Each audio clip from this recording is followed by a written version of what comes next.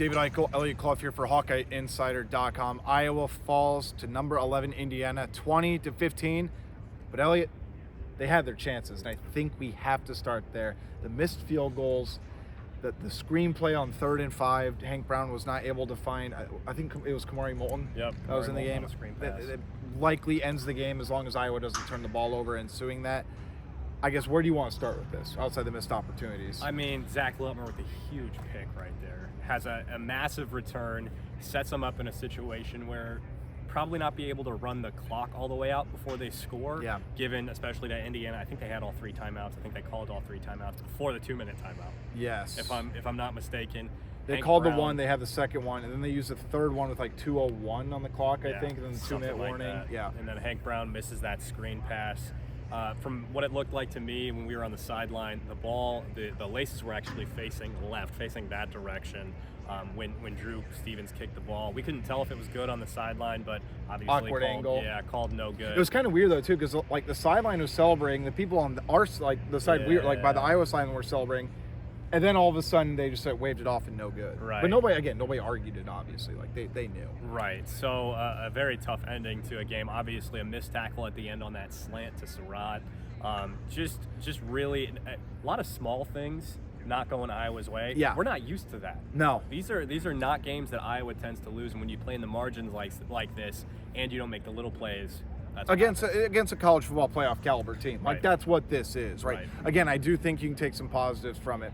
I thought Iowa's defensive line was great for the most part. I thought they got in the backfield consistently. They've visibly rallied Mendoza, at least as much as he's been all season long, right? Yep. Max Llewellyn had a couple big plays.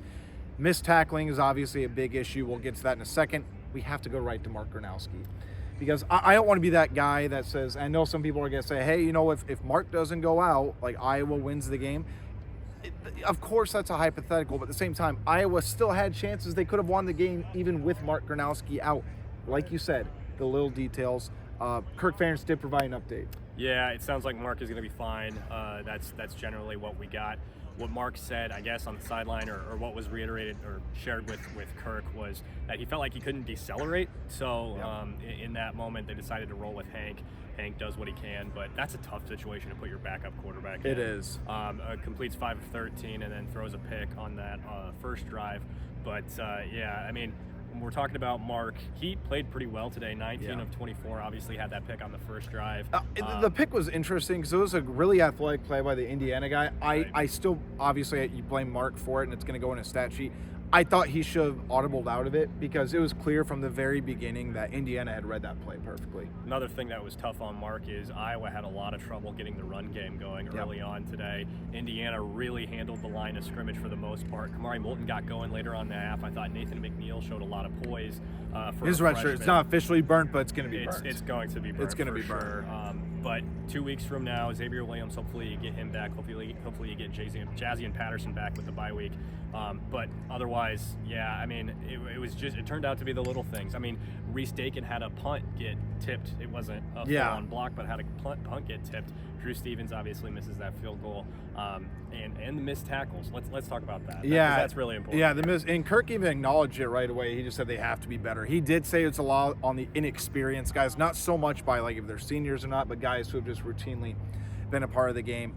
I mean, it's across the board right now. I think that's the big thing. And you do look at, like, I think Xavier Wamp had a couple really nice tackles in space today. Lutmer's very hit or miss. It just seemed like when he gets going, he's really good, but he still has those slip-ups. Iowa's linebackers are an issue right now. Yep. And I don't know if there's an immediate in-season fix, and they're probably going to roll with those guys the rest of the season because of that experience. The bye weeks can obviously help them. But are you in kind of the same boat? Like, and again, Iowa's so used to elite linebacker play, and it's a ridiculous standard. It's tough for anybody to be thrown in that situation. But they always talk about the standard's the standard, and they just feels like a little bit of a step slow throughout most of the season. They're both not good in coverage. Harold Shire not good in coverage. That's why they're sending them on blitzes, because they don't trust them in coverage. So I mean, it's you get bit sometimes with that aggressiveness, i.e. that slant that was taken however long for a touchdown. I mean, he could have walked in because there's just nobody on the back end. Xavier Wampa tried to go up and cause some disruption. But they had success with that play a couple times in the game, too. We're talking about little things in all 3 phases. Yeah. It's one thing to have a horribly bad offense, right? That Iowa's had for the last half decade plus. It's one thing to have an incredible defense, incredible special teams, but now it's mistakes in all three phases. So you got to clean up a lot in this bye week. Luckily, you have Wisconsin out of the bye week, but Oregon and Penn State are left the rest of this season. Who knows what Nebraska is going to be in that final week? This is going to be a tough rest of the season for Iowa. It is, and keep in mind, I really wish we got an update on James Dunker, because I did relook at the tape too, and he was not in there. I think they had Dotzler at right tackle. They kept Lauk there. And obviously James Dunker is one of the best tackles in the country. But the other thing that I feel like we need to talk about when it comes to small details, and Kurt Signe said at the beginning of the week, like, Iowa's not going to beat themselves. It certainly felt like Iowa beat themselves in a lot of ways. How about the 10 points they basically spotted them in the first half, right? Because you think about, again, they made a very athletic play, but Indiana's first drive starts, I think it was at the 24-yard line. I want to say R.A. setting them up for disaster. They did obviously score on that drive. And then obviously, Iowa, we're thinking Iowa's going to go in the halftime up 10-7.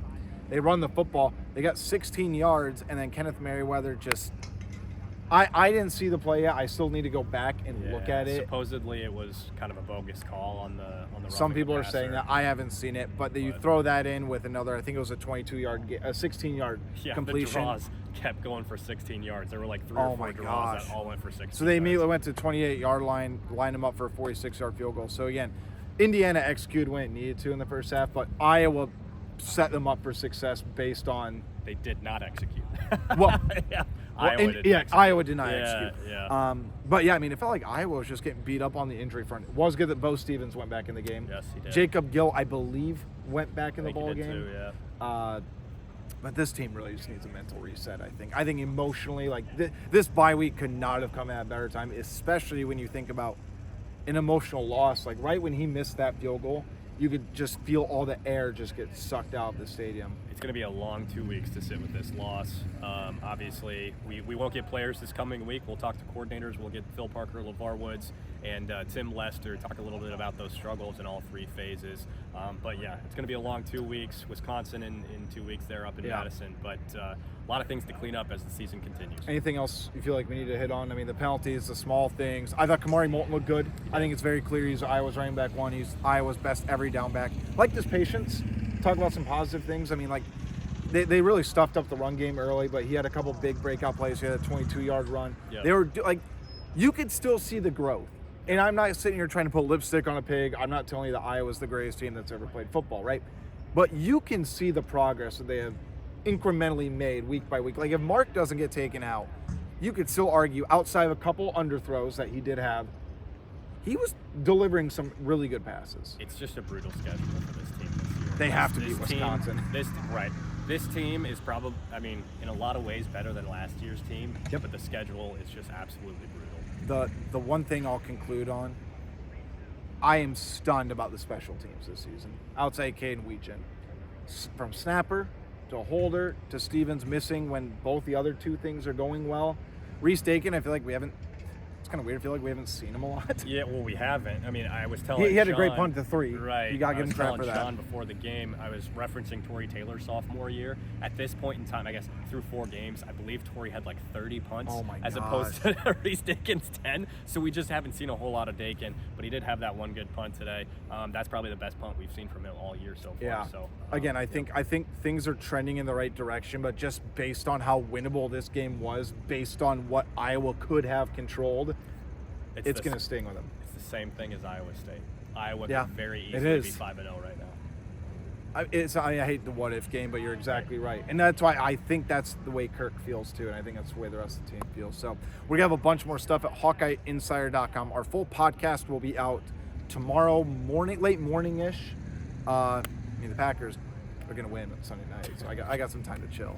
But we'll have a bunch of stuff up at HawkeyeInsider.com tonight. Obviously, a lot of discussion there. Get 30% off, and we will talk to you soon.